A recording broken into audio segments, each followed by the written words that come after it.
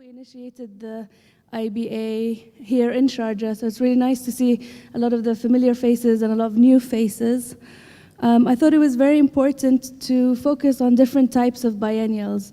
A lot of biennials are run by state governments and follow a similar structure, but there are so many other artist-led initiatives, and for that I thought we could try to concentrate a short day of conference on that kind of topic. So I've asked curator Tarek Fetouh to help me with this, and he's going to explain a little bit more. We've invited Salah Hassan to give a keynote, and Khalil Rabah and Christine Tomei to speak about their experience with Rawaq and homeworks. And then we have Sufyan Awisi speaking about Dream City, and Patrick speaking about Lubumbashi Biennial. And Patrick is also on the board of the IBA. So over to you, Tarek. I'm not sure if it's better if you move forward, but maybe later when Professor Salah starts. I wrote a very short text to make a kind of context for the day. So I will read.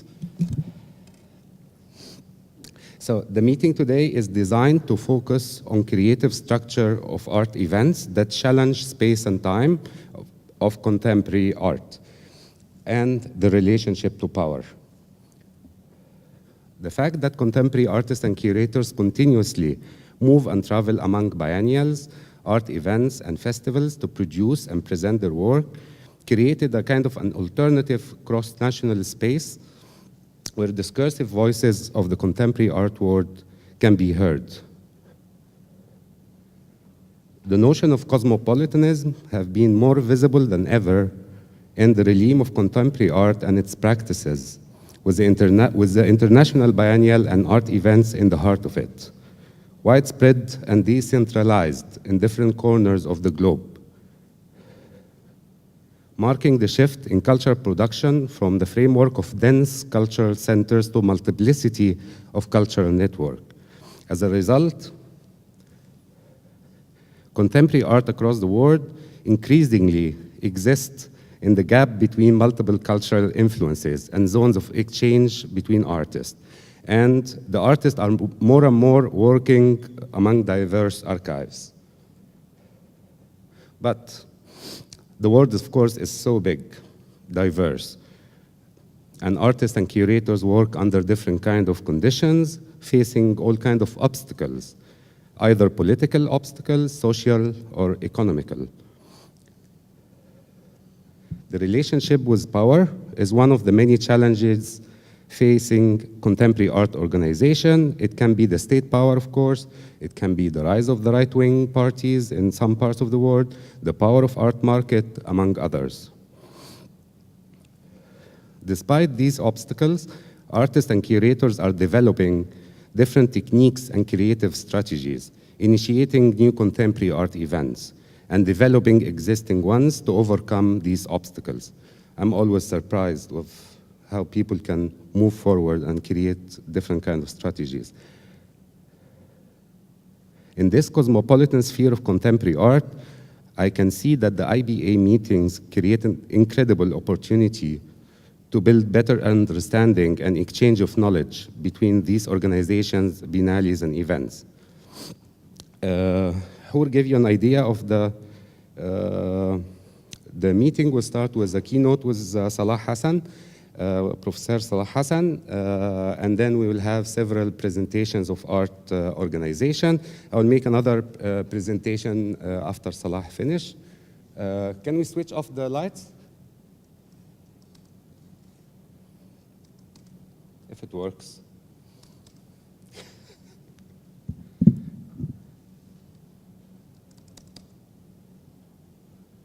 No, wait, it's not working. It's not working.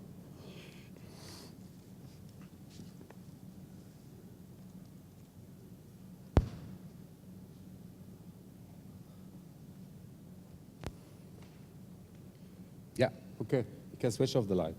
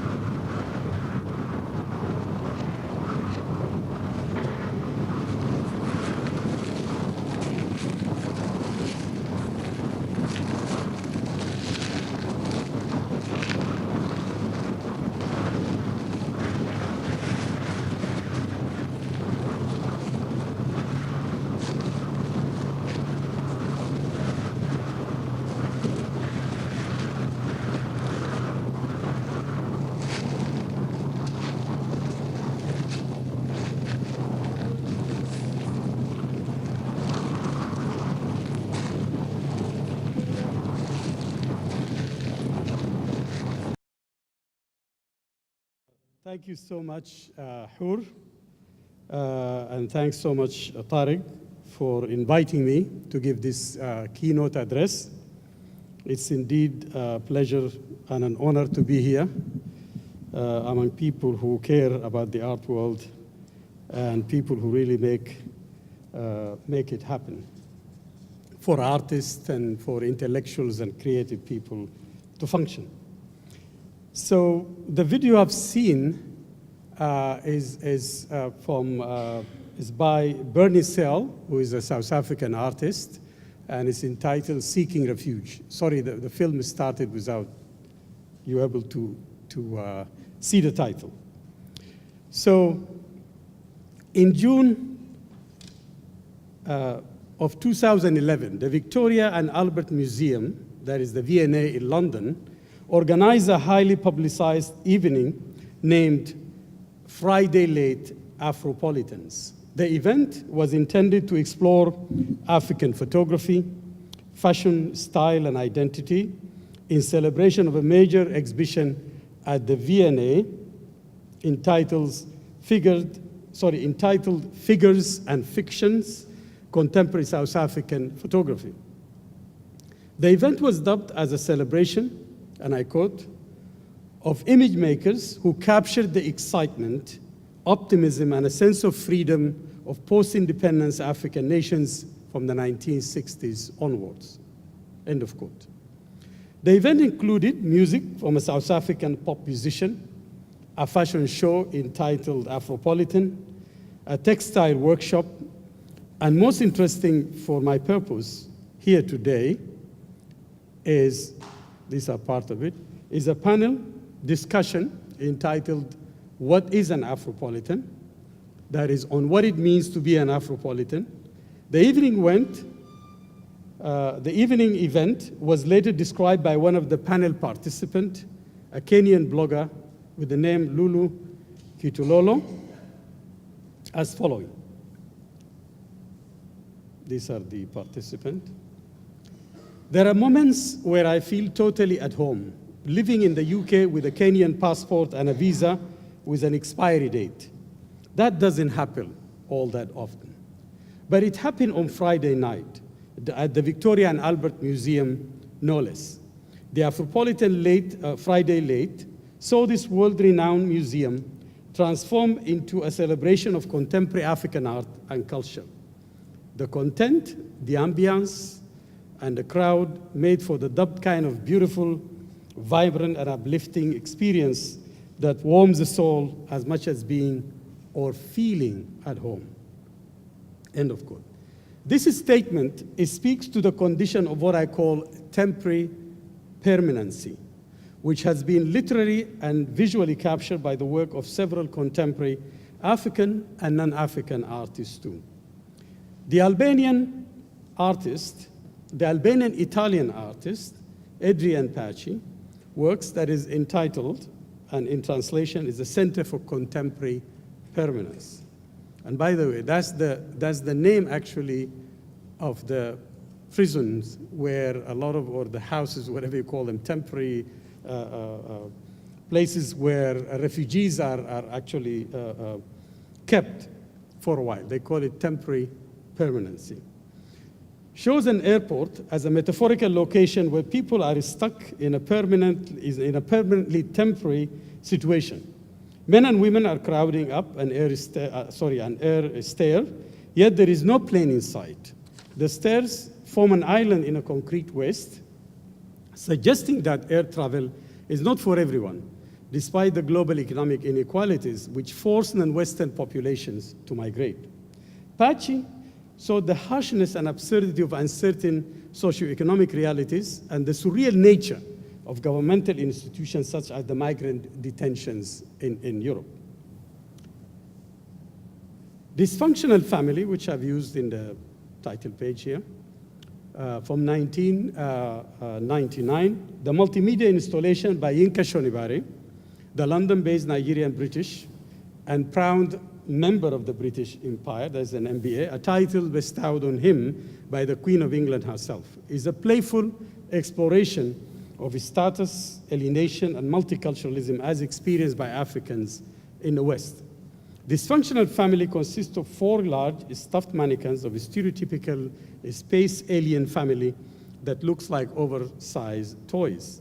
The artist here uses the patterned fabric as a metaphor for colonial relations and the post-colonial condition, unveiling in the process the notion of identity as a construct. At the same time, he uses the figures of the aliens consciously to play on the notion of foreign or alien. And for some of you who, as we know it in our today's social fabric, that is, if you are in the United States and you are a permanent resident, you are called actually in the card a resident alien. Both Kitololo's statement and Pachi and Shonibari's work have captured the major paradox and contradiction at the heart of the status of diasporic Africans, including artists living in Europe and the West at large, including North America. And actually, if I'm speaking about the African condition, but this is very much applicable to the Arab condition, is applicable to the Asian condition, South Asian condition, and other population that migrates to Europe. So on the one hand, and this is the paradox here, we witness a growing number of exhibitions and other events celebrating the talent of contemporary African artists, writers, musicians, and other creative figures living in the West or moving in and out of it. On the other hand, the press and media continue to carry, or sometimes deliberately ignore, the tragic images of African youth, men and women, who have perished trekking through the desert of North African countries in transit to Europe. And as we all have been made painfully aware in the past several months, thousands upon thousands, others who drowned. That is, again, sometimes deliberately left to face such a tragic destiny, while journeying on makeshift boats across the Mediterranean Sea to Europe. Those who made it alive have encountered a new fortress of draconian laws in a continent that has devoted its energies and legislation to its security, that is, curbing immigration.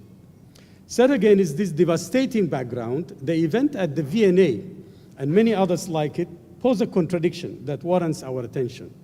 The celebration of so-called Afropolitan, supposedly free-spirited and young diasporic African artists, writers, musicians, and other creative talent is part of a larger shift, an interesting phenomenon in the contemporary art world. For example, in September 2011,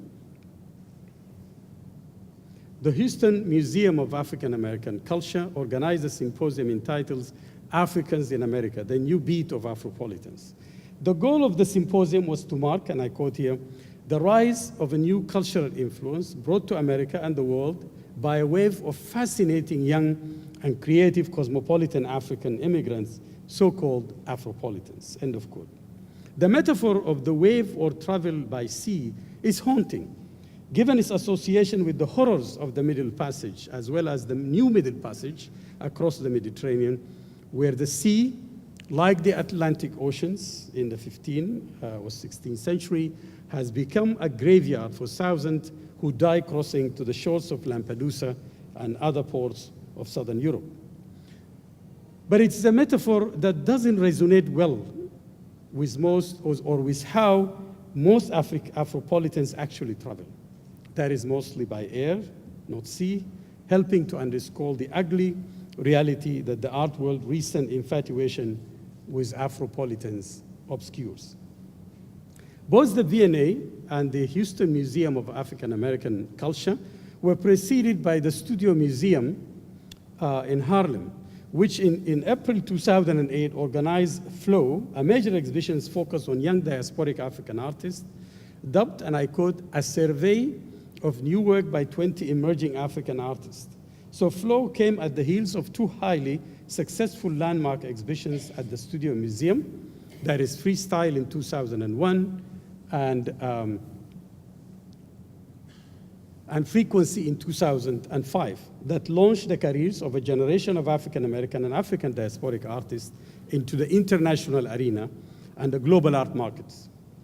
Both exhibitions not only illustrated the individuality and complexity of the works produced by this young generation, but also challenged the art world to think critically and examine its assumptions about contemporary African American or African diasporic art. It is true that this younger generation of so-called Afropolitan artists are remarkable for their energy, the richness of the work, the variety of the media with which they engage, including imaginary architecture, photography, video, large-scale sculpture, figurative painting, and site-specific installations. This burgeoning creativity exists on the face of abysmal health conditions, disastrous wars, increasing dependency on aid, and in many African countries, total economic collapse or failure. Anthropologist Hudaydah Mustafa has characterized this dilemma as the paradox of creativity in the context of crisis. But it has yet to be critically analyzed or properly explicated. The lack of a corpus of art criticism on the continent and the dearth of critical texts that deal with the complex manifestation and reception of this paradox should not lead us to Afro-pessimism, but rather to a renewed understanding and appreciation of the creativity and transnational circulations of these artists who are subject to such difficult conditions. Of course, the picture is much more complex. There have been positive development in places such as Egypt and South Africa, where galleries and workshops and traditions of art collecting and criticism have started to emerge. The critical historical role of ongoing African-based biennials, such as those in Dakar, Cairo, Cape Town, and Johannesburg, which is now defunct, of course, should be acknowledged.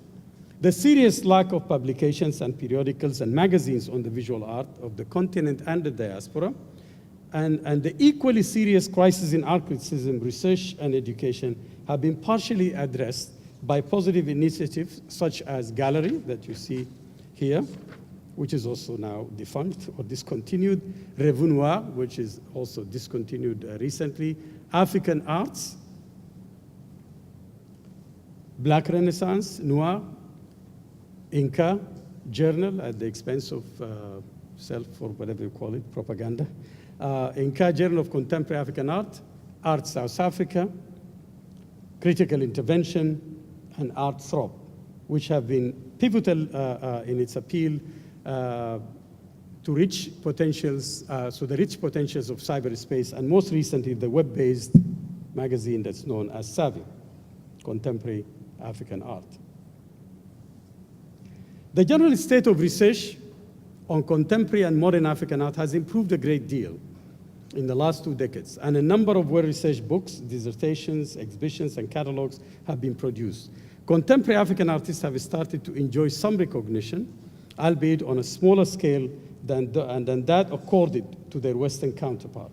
Several exhibitions and a few texts produced during the last 2 decades have effectively captured aspects of the complexity of the contemporary African art scene through interdisciplinary and visual culture approaches. Of course, these include many exhibitions that one could mention: 7 Stories, The Short Century, Authentic Eccentric, Looking Both Ways, and Snap Judgment, Africa Remix, among many others, so who knows tomorrow.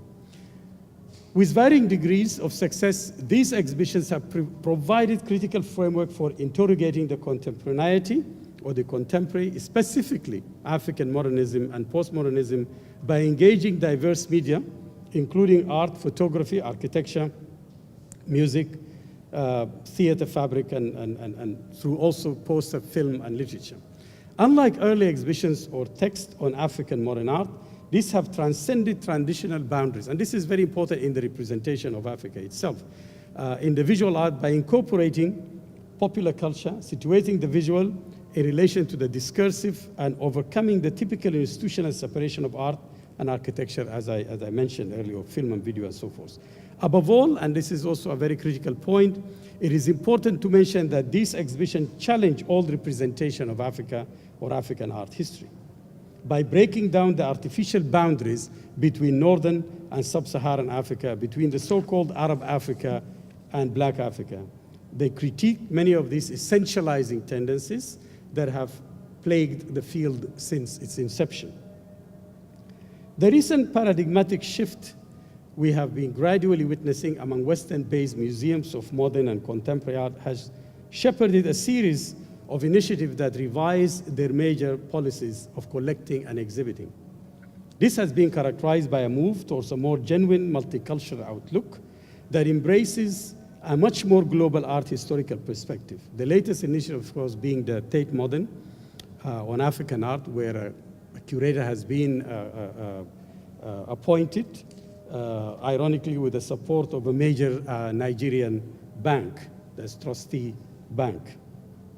Of course, these are all case in point. However, looking at the overall picture from the African continent, we find cause for significant concern, as it points towards a serious intellectual decline when compared with the optimism of the independence and decolonization movement and the rise in the 1960s and 70s of a generation of modernists in literature and art, such as Chinua Achebe, Wole Soyinka, Ngugi wa Thiong'o, Tayyip Saleh, Leopold Sedar Senghor, who combine artistic and literary production with serious critical writing.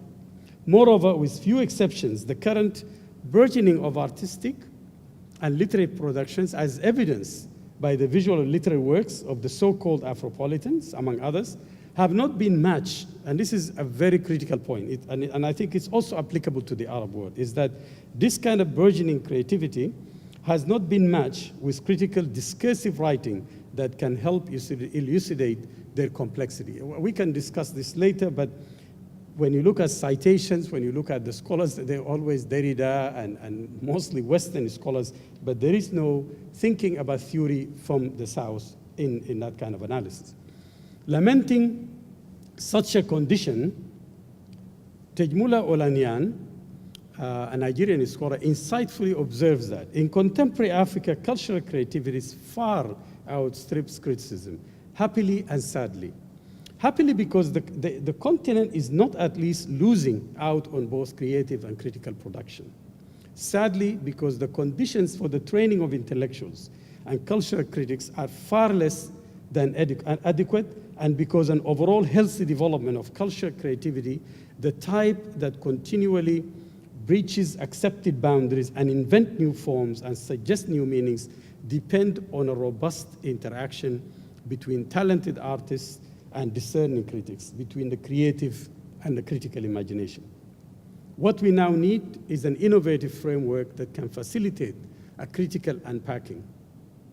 Drawing on a series of critical reflections through my own writing on the condition of contemporary African art production, based on my own work and others, what follows is intended as a gesture or intended to gesture towards an outline of such a critical framework. As a first step, it is important to understand that the discourses and theories that inform the artistic production of these artists and to investigate the techniques, media, genre, and visual vocabulary they deploy. All the artists discussed here are well-versed in contemporary visual culture. I'm coming to talk about more than Yinka and Adrian Pachi, are well-versed in contemporary visual culture, specifically discourses of postmodernism, postcolonialism, as well as the languages and techniques of contemporary global art, as evident in their emphasis on conceptualism, documentary, and the archive and photography. Their work must be understood within the parameters of such global discourses and practices. However, the intersection of these discourses with race, gender, sexuality, and other existential experiences are perhaps among the most striking aspects of the art created by contemporary artists throughout Africa and the diaspora. And I meant here, as in feminism, there is now emphasis on intersectionality. That is, race has to be considered in relation to gender. In the context of African art, this intersectionality also has to work in relation to race, gender, and sexuality. Here it's helpful to use the discourse of comparative modernities to reread modernism and by extension postmodernism outside the West as performative acts translated and staged through difference. And difference here is very important. Second, it is important to interrogate their art as transnational product that can be best understood within the theorization of diaspora. Such diasporic framework, as Robin Kelly eloquently argues, have, and I quote here, profound implication not only for our understanding of the Black world, but for the way we rewrite history of the modern West. End of quote. As he further explained, and I quote also, The making of the African diaspora was as much the product of the West as it was of internal development in Africa and the Americas. At the same time, racial capitalism, imperialism, and colonialism are key forces responsible for creating the modern African diaspora. Meaning this could not shape African cultures without altering Western culture.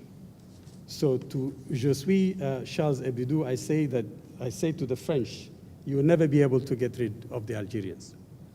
Third, the movement of Africans across continent is likely to continue deep into the 21st century as economic and political circumstances force large-scale migrations of people, including artists and intellectuals, from African nations to the West. Hence, it is important to locate the practice of these artists within this historical continuum, without neglecting individuality or the particular circumstances and experiences that shape the work.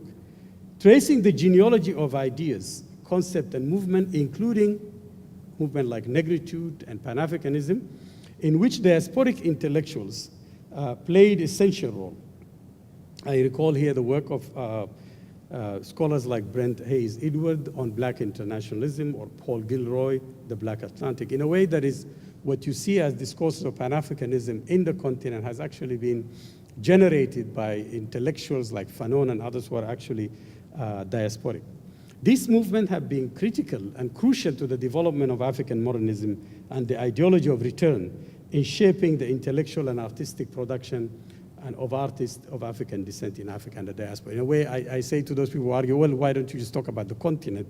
I say that's no longer possible because of all of this interconnectedness with the diaspora.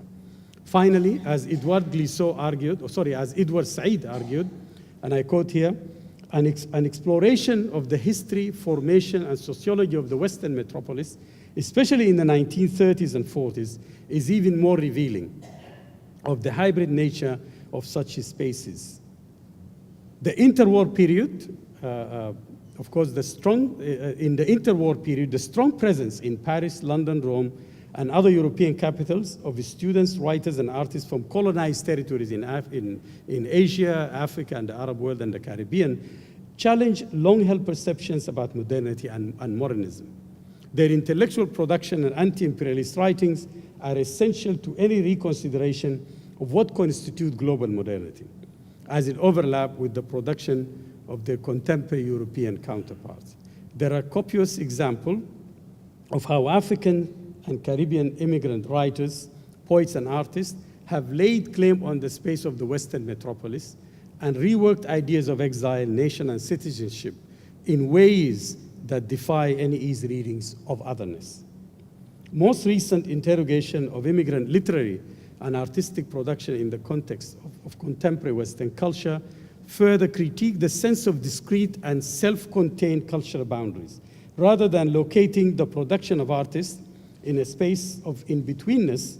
We must argue for a new understanding of contemporary diasporic art and cultural labor and a serious rethinking of its spatial configuration. I mean, an example of this, when you think about Germany and Turkish Germans who write in Germany, where do you locate them? Are they in betweenness, or German culture itself have been transformed to a degree that these items become, the German and the Turks become inseparable?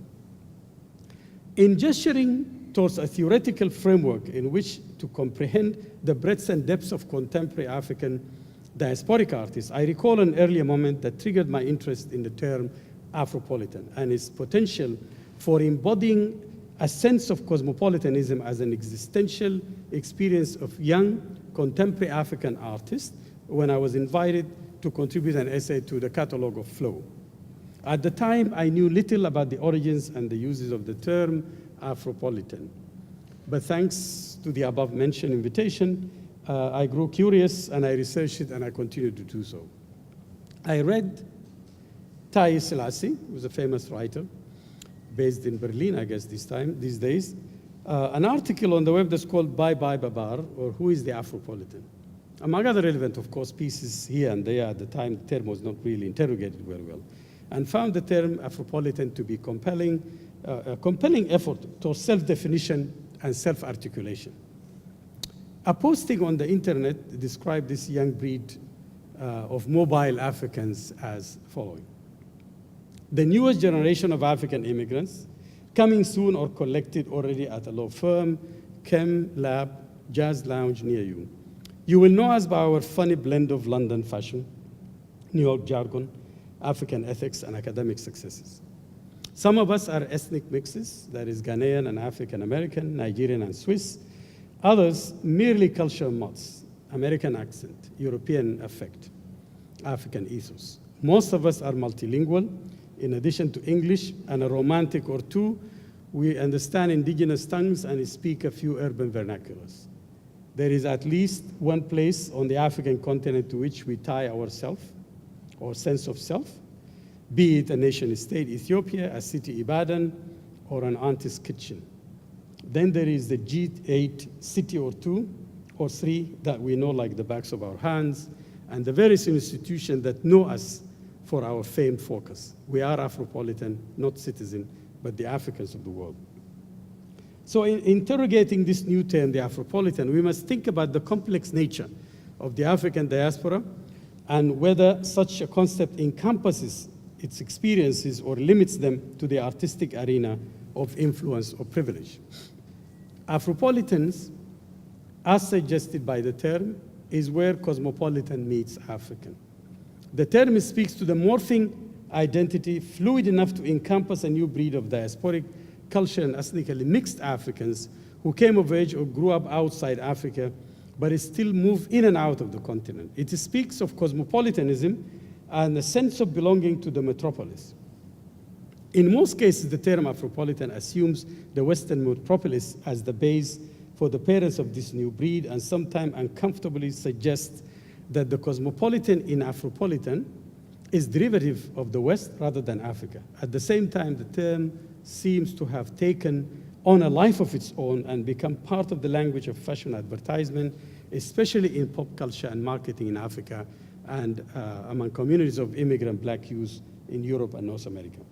All these observations require further interrogation of the term and a question of its potential.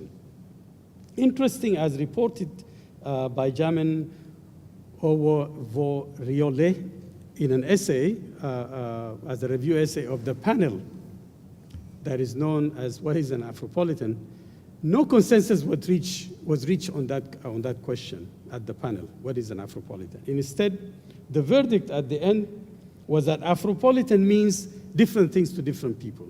As quoted by him, for some African is the more important, for some African is the more important element of the term, for others cosmopolitanism. However, there was acquiescence that an Afropolitan is someone who vests part of his or her identity in the African continent. Since Haile Selassie launched the term Afropolitan, it has taken on a life of its own, gradually filtering into discourses of contemporary cultural studies, including the visual and literary domains, and has started to enjoy an array of uses and definitions among prominent African scholars and critical thinkers. In an essay entitled Afropolitanism, Achille Mbembe distinguishes between three African paradigms in African discourses of literature, arts, and philosophy, which according to him range from anti-colonial nationalist discourse to those influenced by Marxism, as in the variation of African socialism, in addition to the different manifestation of Pan-Africanism, which, as he argues, privilege two types of solidarity, a racial and transnational solidarity, and an international and an anti-imperialist solidarity. According to Mbembe, these three paradigms have become institutionalized and much ossified to a degree that has rendered them a bit useless or less encompassing, especially in the consideration of a world that is increasingly mobile and transient. This, as Mbembe argued, has its bearing on lingering questions of citizenship and in providing new answers to questions such as who is African and who is not.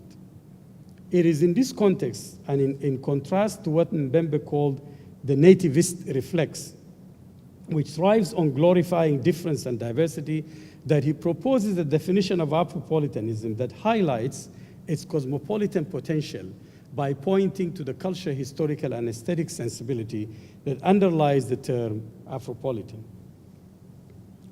And as I quote him here, awareness of the interweaving of the here and there, the presence of the elsewhere in the here and vice versa, the relativization of primary tools and membership, and the way of embracing with full knowledge of the facts, strangeness, foreignness, and remoteness, the ability to recognize one's face in that of a foreigner and make the most of the traces of remoteness in closeness, to domesticate the unfamiliar towards what it seems to be opposite, end of quote. In such a case, Afropolitanism is not the same as Pan-Africanism or negritude. It is, as Mbembe argues, an aesthetic and a particular poetic of the world. It is a way of being in the world, refusing on principle any form of victim identity, which does not negate an awareness of the injustices and violence that have been inflicted on a continent and its peoples throughout its modern history. So Afropolitanism, in this sense, become a specific political and cultural stand vis-a-vis issues of nationalism, race, and difference. In the foreword to a recent edited volume entitled Negotiating Afropolitanism, Essays on Border and Spaces in Contemporary African Literature and Folklore, Simon Gikandi, the Kenyan scholar, provide a somewhat similar definition of what it means to be an Afropolitan and what Afropolitanism as a new type of consciousness entails, especially in the field of African literary and cultural studies. As Gikandi argues, to be an Afropolitan is a new phenomenology of Africanness and a way of being an African, of being African in the world. It is, as he further explained, a way of rethinking African identities as rooted in certain locales, but transient or transcendent of them. Gikandi's emphasis on the articulation of hybridity that is distinct from earlier conception in which the term hybridity was riddled with cultural anxieties and psychological divisions, where the lives of Africans were imagined in tragic terms and as tormented between cultures, languages, and tradition. For Gikandi, the new formulation of hybridity in the context of Afropolitanism provide an opportunity to reimagine a much more hopeful way of Africans living in the context of obvious crisis. Most importantly, in celebrating Afropolitanism, Gikandi remains watchful of the negative potential of transnationalism and emphasizing the deep cultural anxieties that often make diasporic sites of culture make diasporic sites of cultural nationalism and ethnic chauvinism. In thinking about the usefulness of the term Afropolitan, it's important to revisit the notion of cosmopolitanism itself. Since the 1990s, multiple cultural and geopolitical factors have warranted a rethinking of cosmopolitanism across the broad range of the humanities and social sciences. These include the persistence of nationalism and the rise of ethnocentrism since 9/11, in addition, of course, to increased globalization and transnationalism and the resurgence of the idea of multiple belongings and hybrid identities. This is coupled with the return of sheer colonial violence in the context of the so-called war on terror, as we continue to witness in Iraq, Palestine, Afghanistan, and also Syria. In the context of Africa, the war on terror can be seen in recent events in Mali, Niger, and Algeria, and these are all, of course, cases in point which further endanger the route of migration of Africans with the complicity of many West and North African governments. I don't know if you know that the reason that there's more deaths on the Mediterranean and in the Atlantic Ocean is because, as an agreement with the American countries like Senegal, Mauritania, and so forth, they start patrolling the sea, and that push immigrants rather than the safe passageway across the shore itself of West African continent, they have to drift inside the sea. So that's why so many of them perish in that side, and they're not even counted for. Some reach the islands, like the Canary Islands and so forth. However, I'm not interested in reiterating the vast literature on cosmopolitanism, but only as it impacts the discussion of the validity of the term Afropolitanism, and more specifically within the visual art arena. Hence, cosmopolitanism is discussed here in relation to the entanglement of Africa and the West, historically, culturally, and artistically, and how this relationship has been reconfigured at the intersection of modernity and decolonization. In that sense, African modernity and Africa's role in the making of Western modernity and reshaping the West itself are also worth investigating. This provides an opportunity to challenge the Eurocentric hold on the ways in which the debate on modernity has been cast and how it impacted contemporary art in terms of hierarchies, classifications, practices, and exhibition regimes. In this context, it is important to understand how the unfolding of Western imperialism inherently violent relationship with Africa and other parts of the non-Western world continues to be detrimental to migration flows from Africa and other parts of the world to Europe, and to the ensuing debates about national European or Western identities and immigration policies. And you could see what's happening in Islamophobia and other things that is happening in the anti-Arab, either in Paris or in Germany, Dresden, and places like that. Is a case in point. Decolonization have further complicated the debates by ushering new geopolitical dislocation and the rise of a new international order, which in turn continues to challenge and expose the insufficiency of classic concept of definitions of modernity, culture, art, and politics. Above all, decolonization afforded us the potential of rethinking modernity and contemporaneity beyond the Eurocentric and Western stronghold. In that sense, rethinking Afropolitanism through the prisms of debate about cosmopolitanism becomes an urgent task. This could be done by invoking the potential of cosmopolitanism as a notion that implies the possibilities of mutual coexistence and living with difference. Cosmopolitanism is conceived here to indicate the need for members of any community to imagine entities other than their own locales or national boundaries that will be more inclusive on a global scale. Hence, cosmopolitanism is perceived as a metaphor for mobility, migrancy, and coexistence with difference, and in opposition to parochialism, xenophobia, and fixity, and limited notions of sovereignty.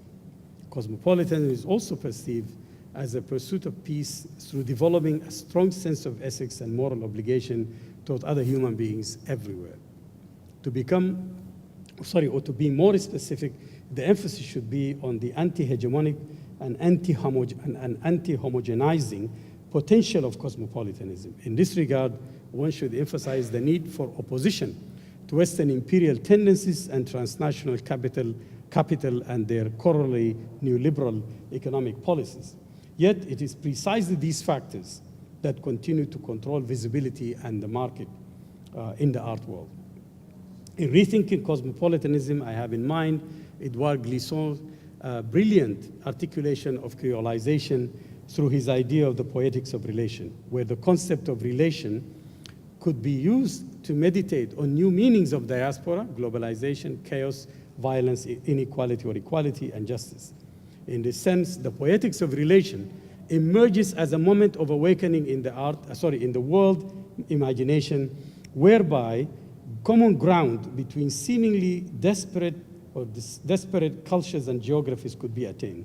Although originally the concept was articulated in the context of the Caribbean, creolization is potentially helpful in thinking about new forms of identity, such as Afropolitanism, that is, through the process of communal interactions of different groups of people and ethnicities, hybridity, and intermixture. In this context, one finds it useful to rethink Afropolitanism crossover to the artistic arena. But in speaking of this generation of the so-called Afropolitan, I can't help but compare the Afropolitans to an early generation of African diasporic intellectuals, writers, and artists, such as Frantz Fanon, Léopold Sédar Senghor, Aimé Césaire, among others, who in the process of inhabiting the Western metropolis have shaped our understanding of Western modernity and postmodernity. More recent work by Stuart Hall and others on the concept of diaspora and migration and identity politics resonate with the idea of the Afropolitan. This raises the potential to rethink Afropolitanism in relation to the whole concept of new ethnicities, and his important effort to do away with the center-periphery dichotomy in artistic culture production. And as he say, and I quote here, "The world is moving towards and can no longer be structured in terms of center-periphery relation. It has to be defined in terms of a set of interesting centers which are both different from and related to one another. If you think about where important movements are being made, sometimes they happen in the center, but the most exciting artists are those who live simultaneously in the center and at the periphery." Take, for example, Hoor's assertion that despite profound inequalities and the absolute hegemonic and centralizing primacy of Western modernity and capitalism, artistic practice is not being homogenized. For Hoor, good art can happen at the center, but the most exciting art is being made by those who live simultaneously in the center and the periphery. Hoor's articulation provide a glimpse of the challenges and reward of theorizing about art movement originating outside the West or created by non-Western artists in the West, considering the long history of exclusion and the entrenched in a stranglehold of Eurocentrism on art historical discourses. For sure, the works of the majority of contemporary African artists are manifestations of cosmopolitanism in the visual art, which entails, as Maria Fernandez argues, process, and I quote here, of juxtaposition, amalgamation, and translation of visual material from various cultural traditions, which have the purpose of bringing home aspects of the outside world and projected elements of the vernacular outwards. Pointing to Walter Mignolo's work on cosmopolitanism, Fernandez argues, and I quote here, "Patrons, artists, and public assign to these products certain values. Values frequently linked with hierarchies of economic and political power. Thus, cosmopolitanism in visual culture must be theorized in the light of geopolitics. Thus, one must push for a new understanding of the work of these artists and, by extension, the work of other diasporic Africans as part of a process of constant translation and product of what she calls an informed selection that entails invention, synthesis, transformation of diverse tradition, not just naive imitations as often suggested. Yet I wonder by using the term Afropolitan, we restrict ourselves to the middle class and the offspring of well-to-do African diaspora or diasporic Africans. Allow me to pause for a moment and circle back to the contradiction I posed at the beginning of this lecture. Here, a few questionings will help. Isn't our fascination with these jet-setting Afropolitan artists in part linked to the horror of the bodies that wash up on the shores of the Mediterranean? In Privilege's very elite diaspora and its movement and production, we are able to imagine a borderless world when in fact we are witnessing the rise of a fortress Europe and America. In answering such complex questions, I find it necessary to delve directly into the nature of artistic production of the so-called Afropolitan. 3 examples of works by artists of this generation will suffice. The Moroccan Paris-based Bushra Khalili's The Mapping Journey illustrate the reality of migration. In this video installation, these are of course still from it, their journeys and it's called the difficulties in confining people to cartographic contours. Taking their experiences as a starting point and not as exception, Khalili challenges our conventional view of maps in a different way by forcing us to confront the realities of migration and mobility. In her hauntingly beautiful and yet surreal series of photographs and video installations, which you have seen, these are stills from the film that you've seen at the beginning, Seeking Refuge. In her hauntingly beautiful and yet surreal series of photographs and video installation entitled Seeking Refuge, the Cape Town-based artist Bernie Sell reenacts and traces the journeys of many West African immigrants who land on the shores of the Canary Islands and other European shores. Shot on the volcanic island of Lanzarote, the video and related photographs situate the artist within a stark, beautiful landscape that is manifestly inhospitable, yet within which people have found ways to survive. Sails wander barefoot, almost bleeding,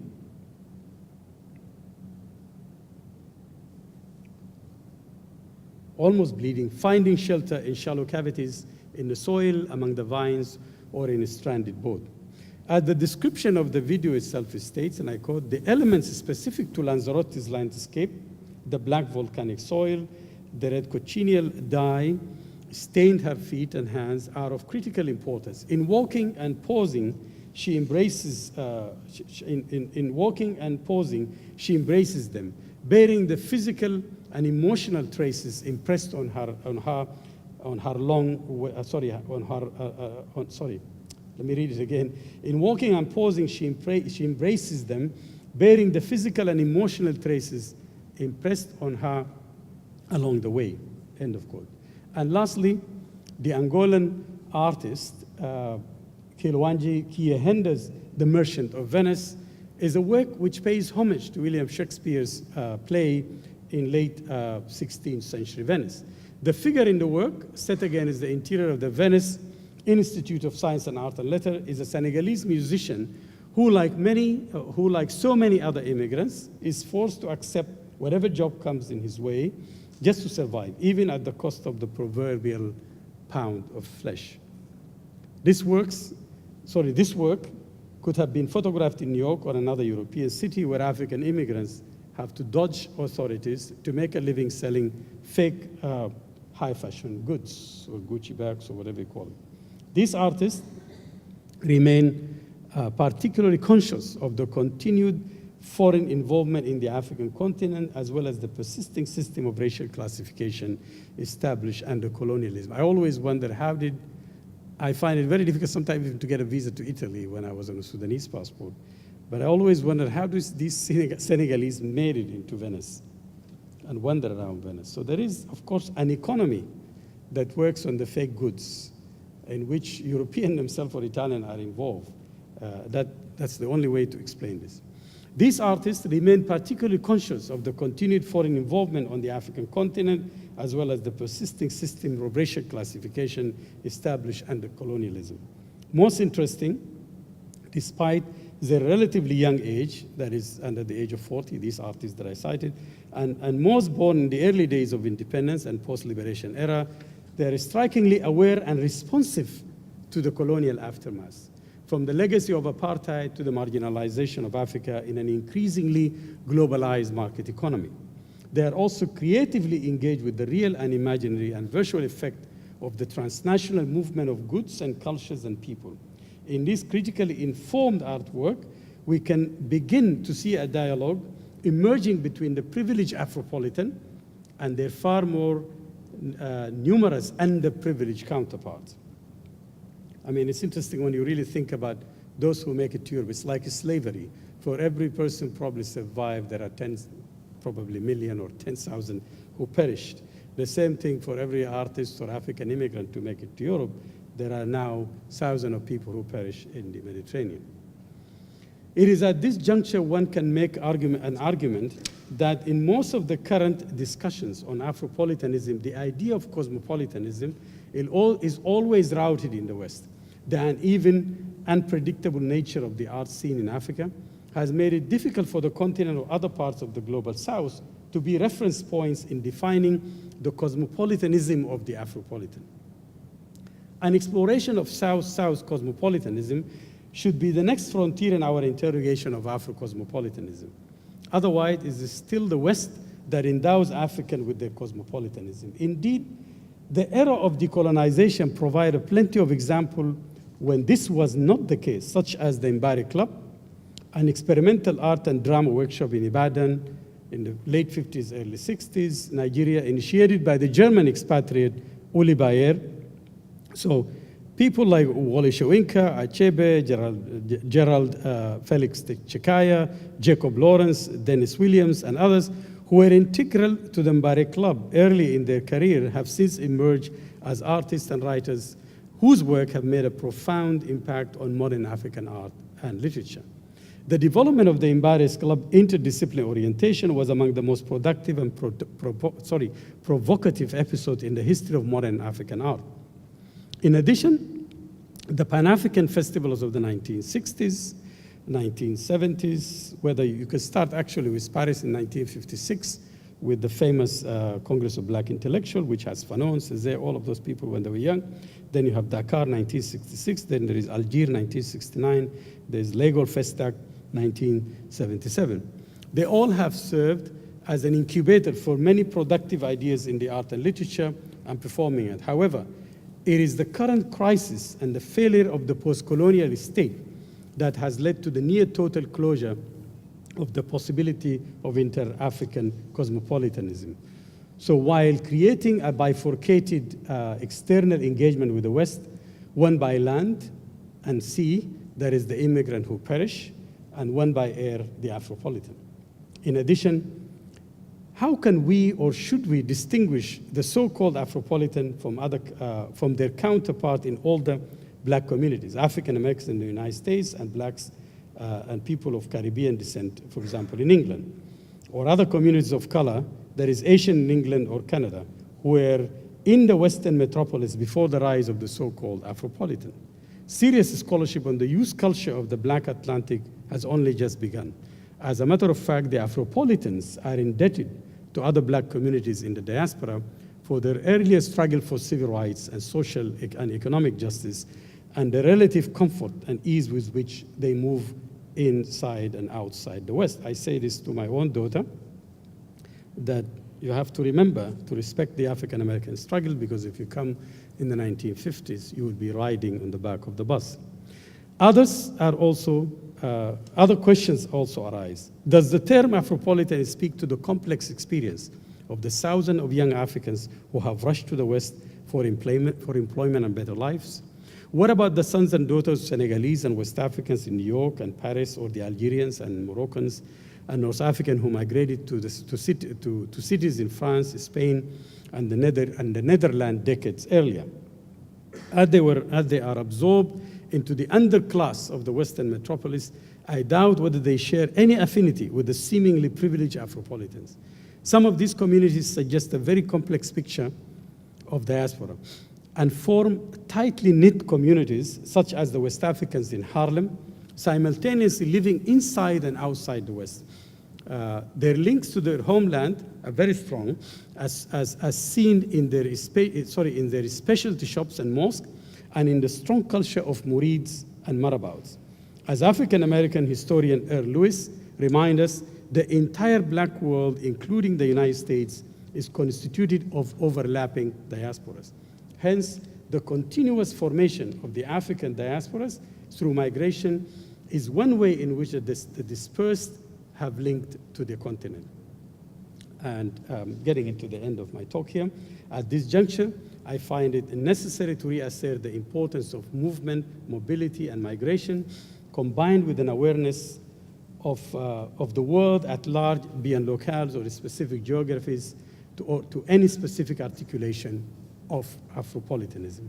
In this regard, enacting Homi Bhabha's notion of vernacular cosmopolitanism comes in very handy. We must think of cosmopolitanism as a state of constant becoming, which cannot be fully realized in the present. Rather, we should seek cosmopolitan lessons in other cultural contexts outside the European intellectual history. This will help usher new models of global citizenship marked by the ability to be at home anywhere, an ability that always might become the burden of having no home whatsoever.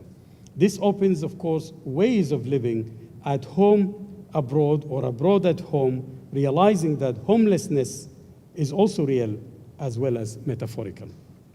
I want to conclude actually with a Bob Marley roots classic, and I was hoping that, I talked to Tarek earlier, I guess he forgot in the middle of all of preparation, is to play the song, it's okay, to play the song Exodus, which draws on the biblical concept of Exodus to hasten the return of Africans scattered in the diaspora. Babylon, of course, as they call the West, and as he called it, from Babylon to Africa. The lyrics reveal a reflexive awareness of the centrality of movement to the existence of global Africans. The artistic production and cultural practices of the so-called Afropolitans offer a fresh look at the continuing importance and changing practice of exodus by giving voice to a newly emergent diasporic movement of African artists who remain connected to Africa. So in that sense, the transient and mobile nature of the Afropolitan provide a sense of a circular rather than only unidirectional movement. Like the old movement of Ja people, the new movement of the Afropolitan is not a one-way affair. Thank you so much.